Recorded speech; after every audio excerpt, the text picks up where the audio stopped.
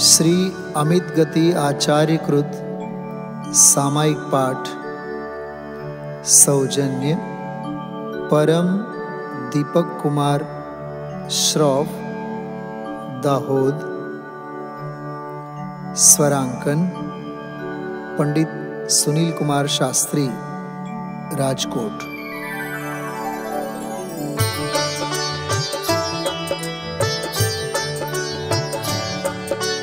हे प्रभु सहु जियो प्रति मैत्री भावना, उल्से गुणी जन जोई तरंग प्रमोदना। भवदव दुखिया पर नित मुझ करुणा अति रहे भाव मध्यस्थ दुष्ट जीवो प्रति। रहे भाव मध्यस्थ दुष्ट जीवो प्रति।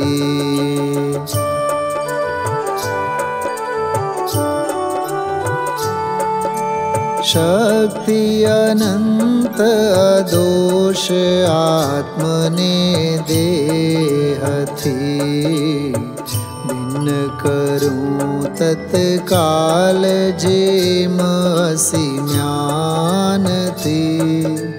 हे जिनेन्द्र एवी शक्ति मुझ आत्मा, आप प्रसादे प्रगट थाओ लघु काल मां।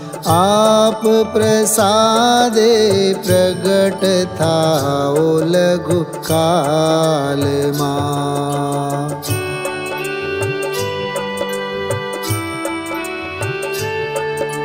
शत्रु मित्र दुख सुख के योग वियोग मां।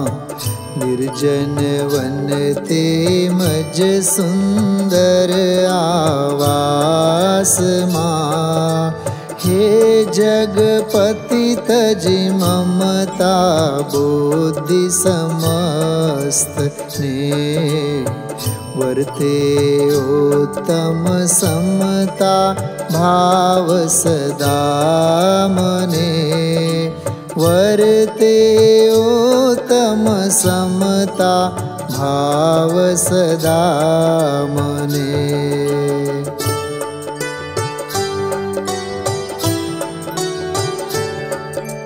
हे प्रभु तम हर तुम पद युग्म निरंतरे। दीपक समय मतिष्ठो मुझ मन मंदिरे। जाने कीलित के स्थिर थई बैसी प्रया। अथवा लीन तथा प्रतिबिंबित थई गया। अथवा लीन तथा प्रतिबिंबित थई गया।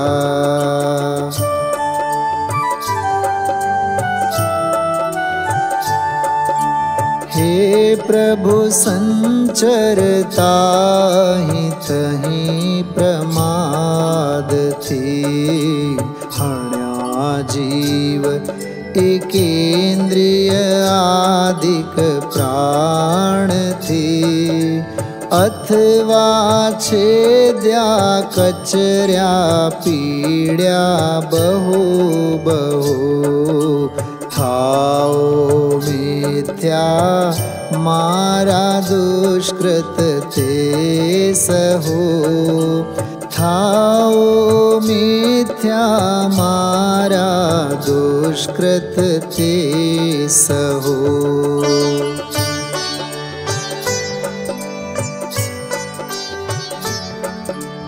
मोक्ष मार्ग प्रतिकूल वर्ती हूँ दुर्मति। इंद्रिय विषय कषाय तणे वश थई अति जे मैं घात करी निर्मल चारित्रनी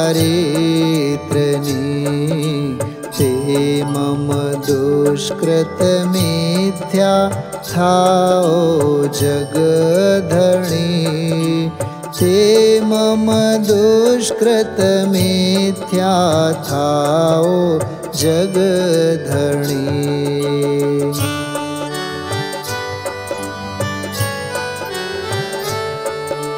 मन वच काय कषाय योग थी मैं कर्या भव दुखदायक पाप कर्म जे आकरा सकल हणो निंदागर हा लोचने मंत्र गुणे जिम वैद्य सकल विषने हणे मंत्र गुणे जिम वैद्य सकल विषने हणे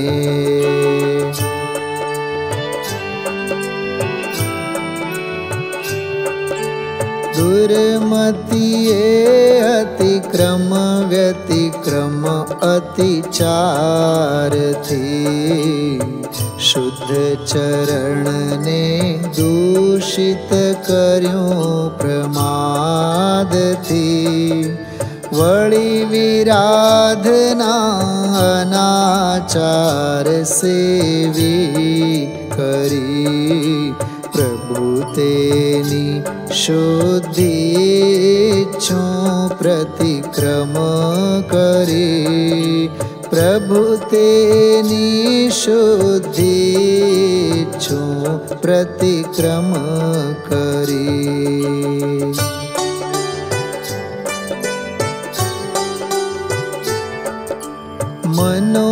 मनोशुद्धिनो घात अतिक्रम जानिए व्रताचार उल्लंघन व्यतिक्रम मानिए अतिचार ते कई वर्तन विषयो विषय अति आसक्ति अनाचार जिन उपदिशे अति आसक्ति अनाचार जिन उपदिशे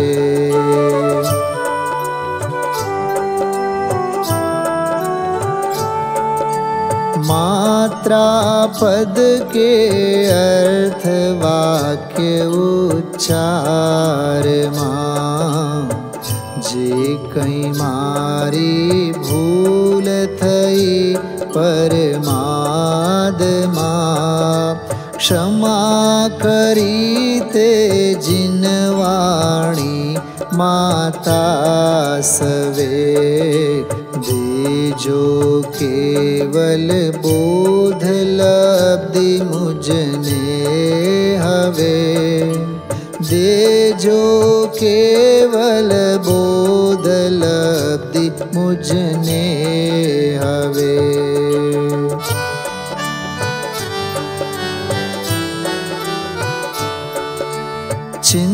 चिंतामणि समचिंतित दायक सरस्वती हे माता करी वंदन मांगो तुम प्रति बोधि समाधि ने शुद्धि परिणामनी दे जो शिव सुख सिद्धि लब्धि शुद्धात्मनि दे जो शिव सुख सिद्धि लब्धि शुद्धात्मनि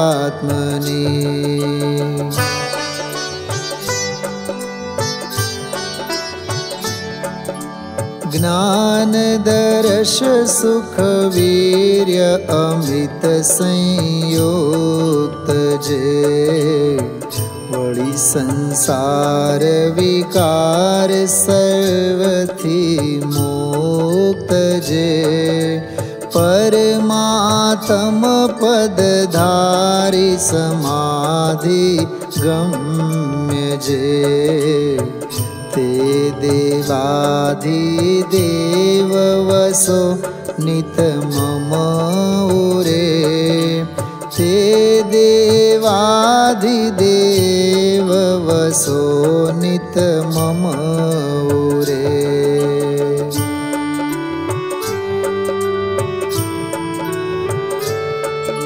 स्मरण करे जेनु मुनिना वृंदो सवे सकल मनुज सुर इंद्र सदा जेने स्तवे जेनु वेद पुराण शास्त्र वर्णन करे ते देवाधिदेव वसो नित मम उरे ते देवाधिदेव वसो नित मम उरे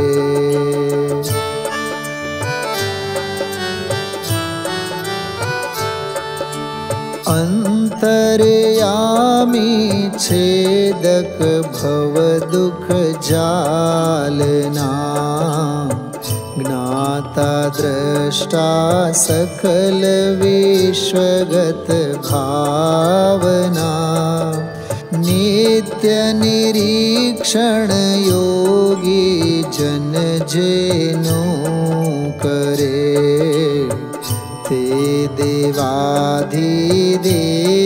वसो नित मम उरे ते देवाधिदेव वसो नित मम उरे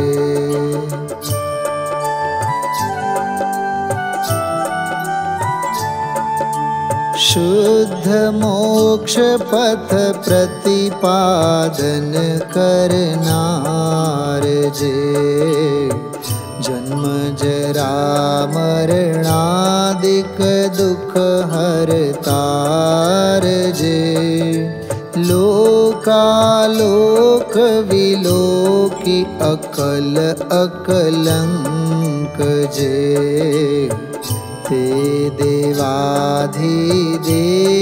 वसो नित मम उरे ते देवाधिदेव वसो नित मम उरे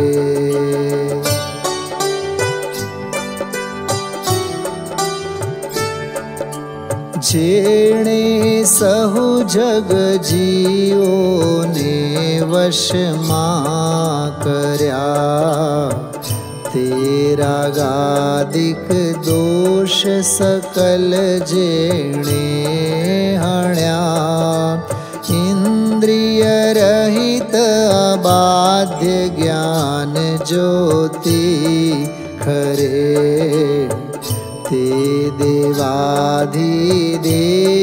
वसो नित मम उरे ते देवाधिदेव वसो नित मम उरे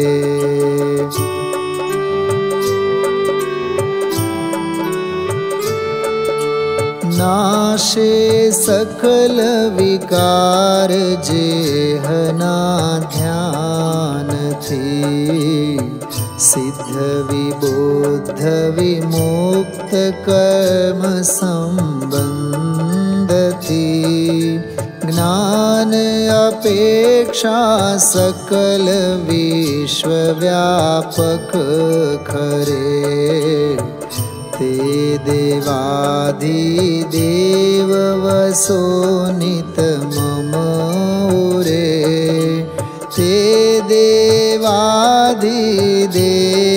वसो नित मम उरे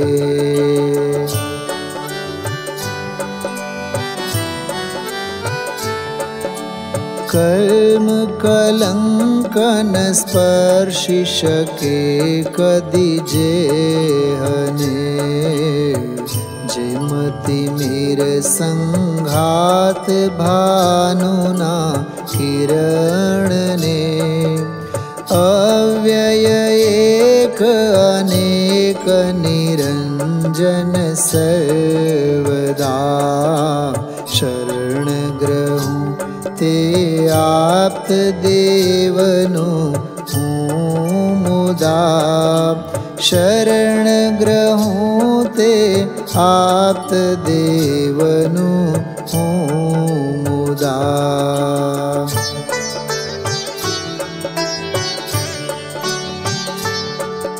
सूर्य विना पण लोकालोक प्रकाश तो बुद्धमयी सुप्रकाश अनुपम दीप तो राजे जेना स्वात्म क्षेत्र मा सर्वदा शरण ग्रहूं ते आप्त देवनु हूँ मुदा शरण ग्रहूं ते आप्त देवनु हूँ मुदा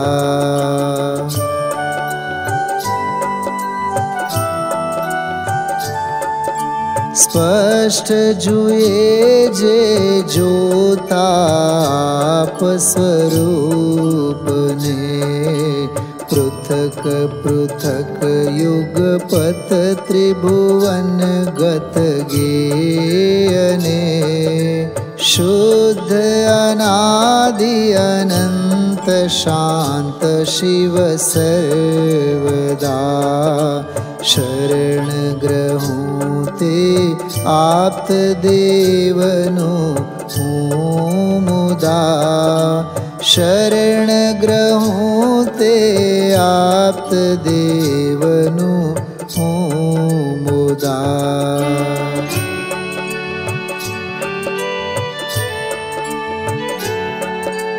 भस्म करे जिम दावा नल तरु थोक थोक ने तेम मान मूर्छा निद्रा भय शोक ने काम आरती करे भस्म वर्या शिव संपदा शरण ग्रहूं ते आप्त देवनु हूँ मुदा शरण ग्रहूं ते आप्त देवनु हूँ मुदा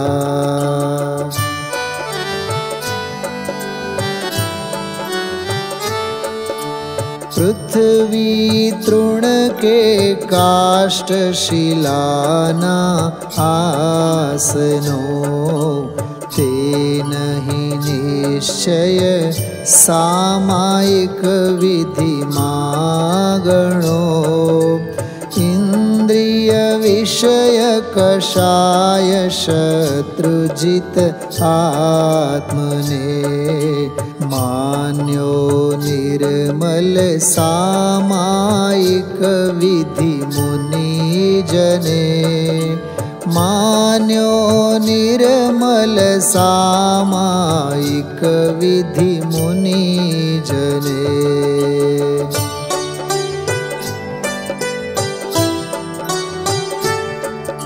संथारो के पूजा मेला लोकना ते नहीं साचा साधन भद्र समाधिना ते माटे तजिबाय वासना सर्वथा अध्यात्म अनुभव मातु नित लीन था अध्यात्म अनुभव मातु नित लीन था। था।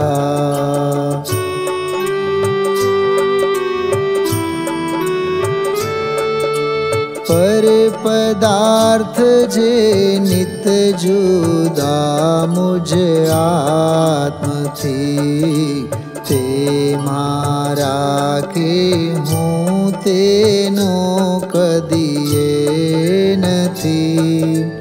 एओ निश्चय करी है आत्म सर्वथा, शिव माटे नित आत्म भाव मा लीन था। शिव माटे नित आत्म भाव मा लीन था।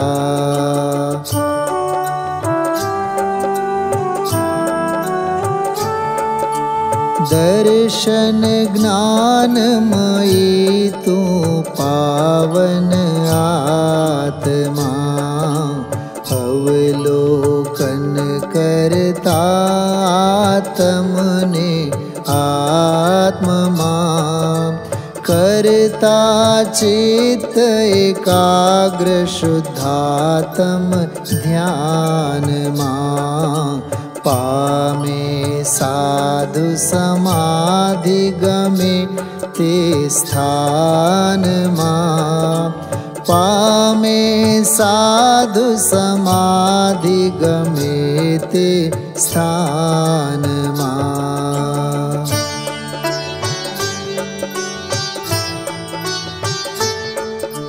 मारो आत्म द्रव्य एक शाश्वत सदा, निर्मल ज्ञान स्वभाव सहित निज संपदा। एथी बीजा बहिर्वर्ती सहो भाव जे, कर्म जनित अशाश्वत मुझति भिन्न ते। कर्म जनित अशाश्वत मुझति भिन्न ते।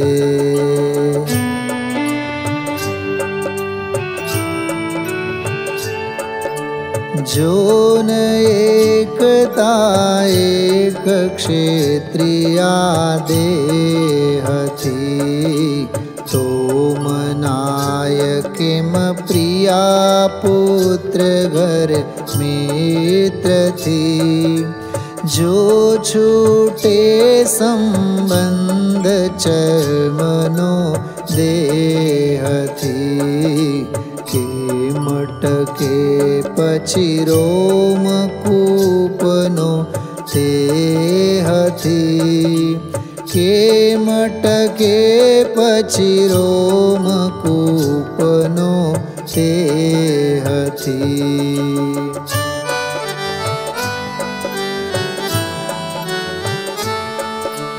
पामे पर संयोगे बहुविधि दुख ने, जीवो जगवासी भमता भव कानने। माटे जो तू इच्छे शिव उपभोगने, त्याग त्रियोगे सर्वे पर संयोगने। त्याग त्रियोगे सर्वे पर संयोगने।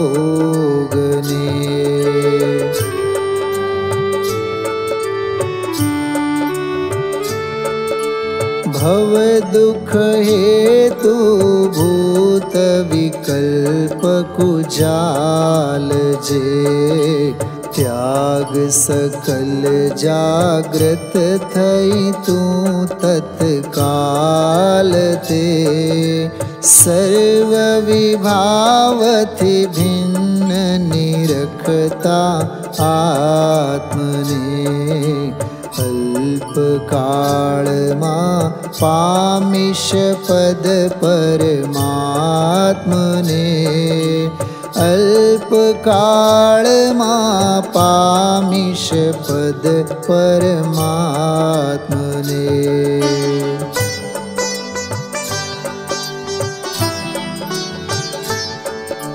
पूरब कृत निज कर्म शुभाशुभ जे हवा, पामे सो जग जीवो सुख दुख ते हवा।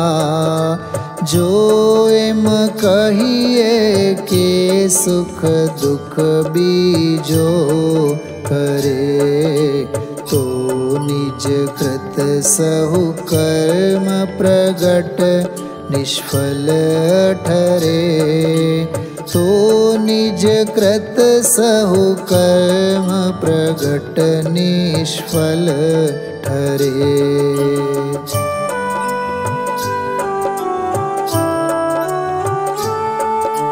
जीवो सुख दुख पामे निज कृत कर्म थी, बीजो कोई कहीं करवा समर्थ नथी। एम विचारे पर करता मति परि हरि, स्वात्म माथा लीन चित अविचल करी। स्वात्म माथा लीन चित अविचल करी।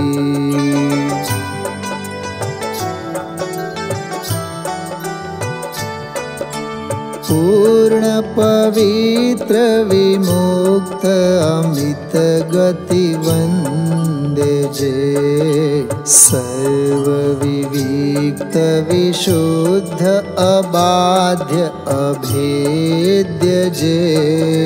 ध्यान तेह परमात्मानो नित मन धरे, तेवर वैभव युक्त मुक्ति कमलावरे। तेवर वैभव युक्त मुक्ति कमलावरे।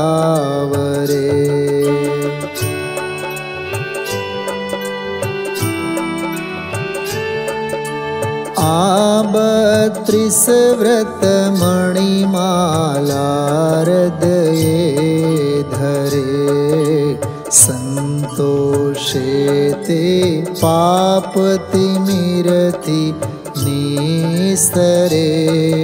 साधे षट्लखी तत्व भक्ति एक मन धरे, जे परमात्मा नीते अव्यय पदवरे। जे परमात्मा नीते अव्यय पदवरे।